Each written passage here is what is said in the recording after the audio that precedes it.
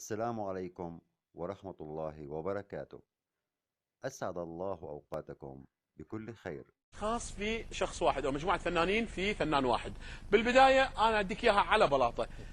استاذ وحيد سيف، يا باشا، سؤالي الاتي: ما رايك في الفيديو كليب الحالي يا استاذ وحيد؟ اي فيديو كليب يا استاذ داوود. ايه ده؟ ناس بتجري شمال واي مطربه لازم تغني على ظهرها، عندها ديسك وده مش عارف والله العظيم، حاجه تمخول يا راجل، ما تلحقش تشوف، بتسمع بس والله. ايه ده؟ الوان شمال اصفر اخضر احمر وتلاقي حصان في النص. ايه لازمه الحصان؟ ايه لازمه؟ مش فاهم انا. طبعا هذا كان راي الاستاذ وحيد سيف. خلونا نشوف راي سيد زيان، نقول له ايش رايك في اغاني اليومين دول يا استاذ سيد؟ مساء الفل الاول، احلى مسا. وبعدين ده سؤال يا استاذ داوود تساله لي؟ ده انا بالذات يا راجل، انا بالذات ضد الحاجات دي خالص، تصدق بالله.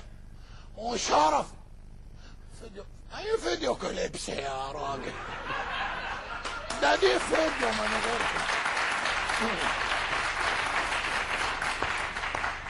اوكي، احنا نحترم كل الاراء، ويمكن الاستاذ سيد زيان كان له راي، لكن يونس شلبي هم نقول له: استاذ يونس انت اشتهرت كممثل لكنك انت تحب الغنى، استاذ يونس ليش ما غنيت؟ من اللي قال ما غنيتش؟ انا بغني والله العظيم، والله العظيم يا راجل، ده انا بغني اغاني والله العظيم. انت عارف الاغنيه اللي قلت ايه؟ الناس بتغني للورد وبتغني انا غنيت للجاموسه والله العظيم. نسمع ايش غنيت للجاموسه، نسمع. اسمع عبادي، وانا اخدت عليها جايزه اورفوس اوسكار من جنينه الحيوانات والله العظيم يا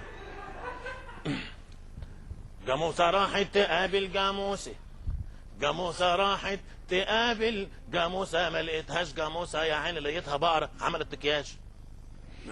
ايه والله العظيم، غيرت شكلها زي الناس اللي بتغير شكلها. تلقى الناس كده في التلفزيون تشوفهم النهارده كده عينين خضراء، بكره تلاقيهم صفرة ودي منفوخه وحاجات من دي والله العظيم. انا هروح اعمل العمليه برضه انا كمان، اشيل قلت اغير البنطلونات، شكلي حلو. وين؟ لحظه الحين انا ما فهمت.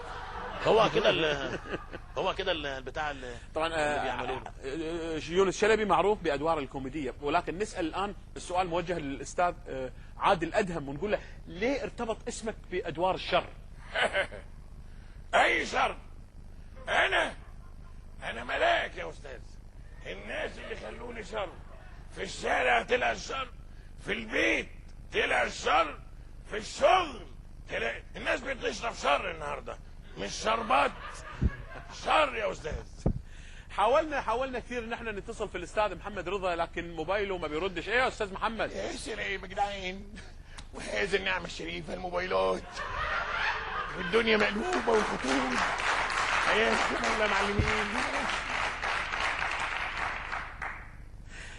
استاذ سيف الله مختار، جه واحد وقال لك: خد الرشوه دي ومشي لي المعامله. الله، يا لهوي بالي يا لهوي، ده عايز يحبسني بقى ولا ايه؟ ده نظام غلاسه بقى. اوعى حد نادي المدير من على القهوه واجيب المدير على طول وحياتك. طيب نسال الان الاستاذ الفنان توفيق الدقن، ونقول له: يا استاذ توفيق، انت تجد نفسك اكثر وين، في المسرح ولا في السينما؟ لا لا لا لا لا لا لا، وشرفي واحلى من الشرف مفيش.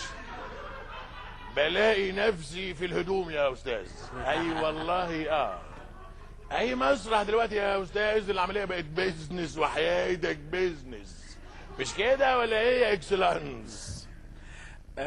كان بودي ايضا اسال السؤال هذا للاستاذ اسماعيل ياسين.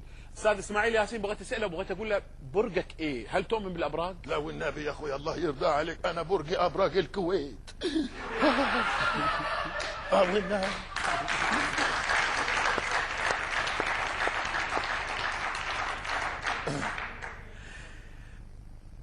لو شفت واحد ماشي بالشارع وبرمضان والساعة 12 الظهر وماسك بيده سيجارة وقاعد يدخن والناس صايمين وما يراعي حرمة التدخين، تقول له ايه يا استاذ محمود المليقي؟ واحد بيدخن وفي رمضان يا استاذ، وشرفي هنفقه افرمه هو واللي يتعرض له. نصيحة لكل اولادنا الصغيرين، وبقت ظاهرة عامة على فكرة. الولد قد كده هو وحاطط السيجارة ومش مالي عينه حد. شبر ونص ولسه صغير حاطط بين صباعاته سيجارة. انا كبير ولازم اتغير. فاكر دي بتبقى شطارة. مش هتبطل، كان غيرك اشطر لما هتكبر. شبر ونص ولسه صغير حاطط بين صباعاته سيجارة. برافو برافو. طيب استاذ امين الهنيدي، ايه رايك في الجيل الحالي؟ الجيل، اي جيل يا استاذ؟ نسمع كلمة ايه؟ الجيل ده في التلفزيونات، الجيل ده في الاجهزة، الجيل. قول الطين، قول اي حاجة غير الجيل. النهارده بقى له الشاب ما تعرفش تكلمه، الولد ما تعرفش تكلمه في المدرسة، وحياتك انت في المدرسة ما تعرفش تكلمه. الولد قد كده هو ضارب لك ناظر، حد قد كده يضرب لك ناظر.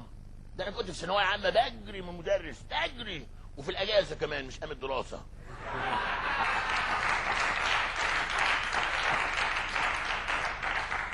استاذ حسن البارودي، لو رجعت فيك الايام ودورت اي ممثله او اي بطله تمثل معاها، يعني تمثل او يابولك بطله من الجيل الحالي، منو تختار؟